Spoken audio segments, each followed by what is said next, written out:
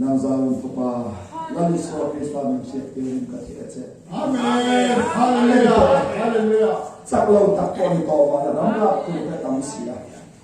Hallelujah. Amen. Amen. Amen. Hallelujah. Amen.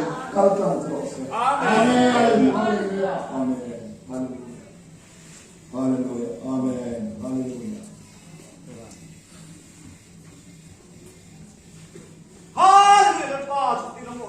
Amen. Hallelujah. Hallelujah. Amen. Hallelujah. Amen. Hallelujah. Zion Papa. Let us walk this family shape in Amen. Hallelujah. Hallelujah. Hello, what do we call it? Not but here that I don't say. Amen. Hallelujah.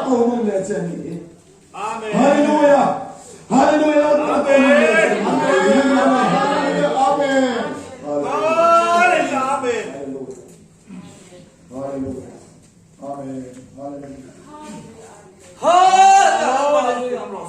Amen. Hallelujah. Hallelujah. Let us walk this family shape in Amen. Yan ka doon sa natezeros. Amen. Amen. Hallelujah. Amen.